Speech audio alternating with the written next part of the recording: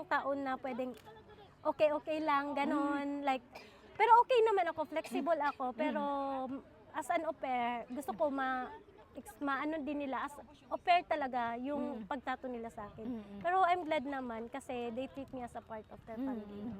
So ngayon, au pair, ika-anim na niya na au pair dito sa Luxembourg. Pero di ba may chance ka na maging nanny sa Spain? Oo. Bakit hindi mo plinano na pumunta sa Spain? Bakit Actually, au pair ka pa rin? yung mga kaibigan ko, meron na silang papel sa Spain.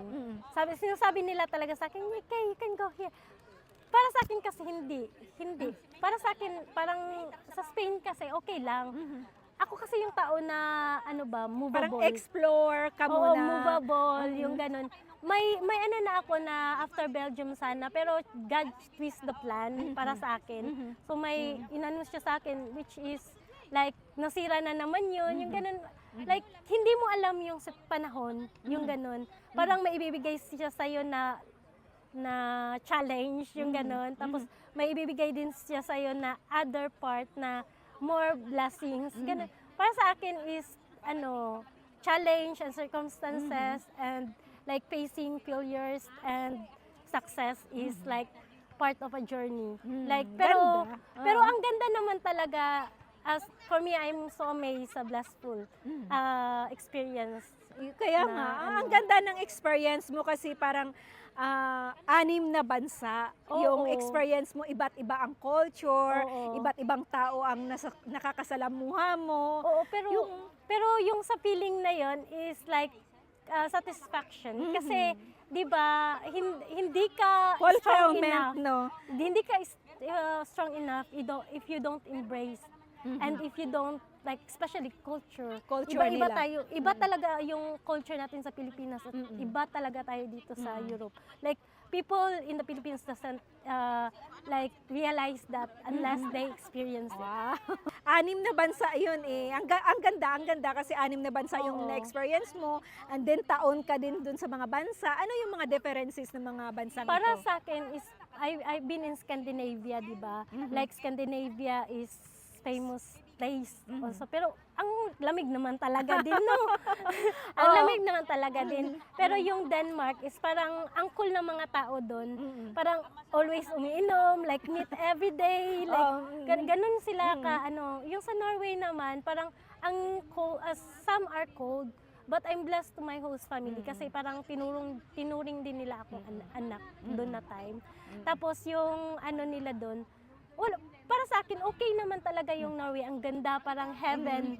Like heaven feels kapag ang bango pa ng ang bango pa ng nature nila. Yung per experience ko, yung sa mga mountains, ganun, hiking, ganun. Pero kapag gusto mo ng fun, like Denmark is parang, or Netherlands, like bars, like more fun na pangbata talaga, pang bagets, Denmark, Netherlands, ganun. Tapos sa Belgium naman is parang, siya na place, parang Paris, way of Paris. Kasi nasa Belgium daming tao kasi sa Belgium. Tapos mixed din ang Belgium. Pero kung i-compare, maganda din naman yung Antwerp na side sa Belgium. Pero may iba-iba talaga, like ang vibes para sa akin. Kasi hindi, kahit pumunta ako dyan sa like 6 countries na gano'n, di ba? Pero in the long term din, between that, na-explore mo yung Europe. Oh, yeah. Totoo yan. Yun ang maganda. Explore mo yan. siya. Oo. Yan siguro, dahil dyan, hindi ako nakapag-Spain. Kasi magala ako eh. Yun yung totoo. Kaya nga. So sa 6 na bansang ito, saan yung pinakamaganda? Para sa akin, maganda parang lahat. Denmark, Netherlands. Netherlands. Oo. So depende siguro sa experience, Kasi dito currently nasa Luxembourg ako. Maganda din ng Luxembourg ha. Literal, napaka-accessible ng place, libre pang transportation. Wifi everywhere. Maraming libre. Oo, parang hop on, hop in ka lang sa bus. Parang wala kang problema as long as may charger ka. Yun lang yung importante May sa buhay wifi mo. pa, may libreng wifi, Oo, city totoo, wifi. totoo Yun. So, kung papipiliin kang mag-for good, dito ba sa Europe o sa Pilipinas? For me, hindi ko na nakikita yung sarili ko na mag-for good sa Pilipinas. Pilipinas. Kahit ilang ulit na akong umuwi. Like 3 times na for 8 years na siguro or 7 years. Pero parang hindi siya para sa akin. Pero Siguro kasi na-experience mo na yung buhay Europe, ano? totoo. Ganon. Kasi hanapin mo yung nakasanayan mo. I think I grow more here, like I'm more independent here than in the Philippines.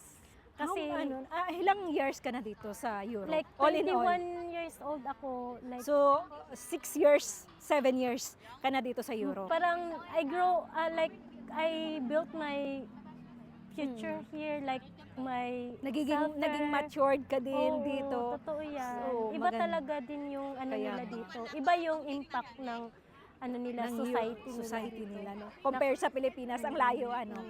Ayan, so last na lang. So, kung mayroon kang sasabihin sa mga gustong mag-au pair dito sa Europe, ano ang masasabi mo sa kanila? For me, au pair is really a great opportunity para sa mga anong tawag niyan? Sa mga aspirant au pairs na naghahanap ng host family. Tiyaga, tibay. Tiyaga lang talaga sa mga website, no? Sa mga Facebook page. Oo. Yun. Tapos luck din. Kasi para sa akin is luck lang talaga.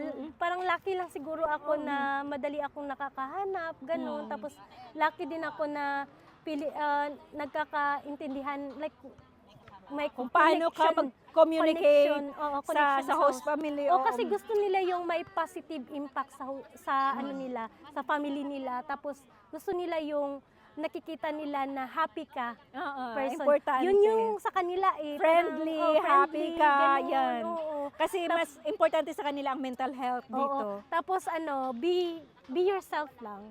Yun lang talaga. Kapag may sasabihin, you don't need to shadow, ganun. But be yourself. Real, Oo, parang ganun. Ganun, oo. Yun. So, yun, maraming salamat sa pagpa-interview mo at sa pag-share mo ng experience mo dito sa Europe as an au pair. So, ayan, so maraming salamat and Thank you. bye! Bye.